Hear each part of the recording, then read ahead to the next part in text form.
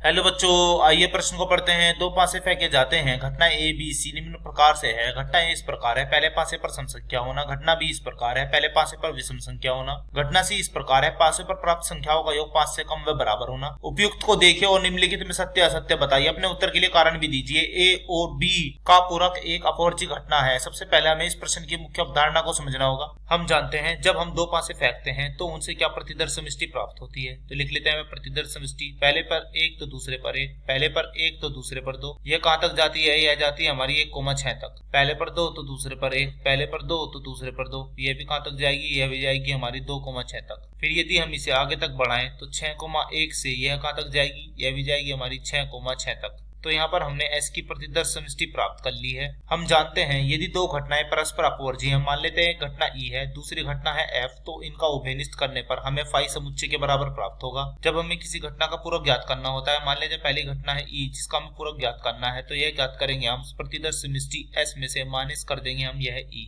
यदि हमें घटना F का पूरक ज्ञात करना है तो हम कैसे ज्ञात करेंगे? ज्ञात करेंगे प्रतिदर्श समष्टि में से माइनस कर देंगे घटना F। तो यह मुख्य अवधारणाओं का प्रयोग करते हुए हम अपने प्रश्न को हल करने की ओर चलते हैं। हमें यहाँ पर क्या दिया है? हमें यहाँ पर दिया है घटना A और घटना B व घटना C। हमसे पूछा है A और B का पूरक परस्पर अपवर्जी है। तो हम क्या करते हैं, पहले यहाँ पर A की प्रतिदर्श समष्टि लिख लेते हैं। तो घटना A है हमारे पास, पहले पासे पर प्राप्त संख्या हमारी सम होनी चाहिए, तथा B घटना का पूरक क्या होगा? B घटना है हमारे पास यहाँ पर, पहले पासे पर विषम संख्या प्राप्त होना। तो यदि हमें इस घटना का पूरक ज्ञात करना हो तो यह घटना का पूरक हो जाएगा हमारे पास S माइनस के B। तो जब हम कुल प्रतिदर्श समष्टि में से B घटना घटाएंगे, अर्थात B घटना है पहले पासे पर विषम संख्या प्राप्त होना, तो यह हमें मिलेगा पहले पासे पर सम संख्या प्राप्त, जो कि हमारा क्या बन जाएगा? यह बन जाएगा हमारा A की प्रतिदर्श समष्टि के बराबर। तो यानी कि B घटना की प्रतिदर्श समष्टि बराबर हो गई है A घटना की प्रतिदर्श समष्टि के। तो हम कह सकते हैं कि A और B घटना के पूरक का यदि हम यहाँ पर उभयनिष्ठ करें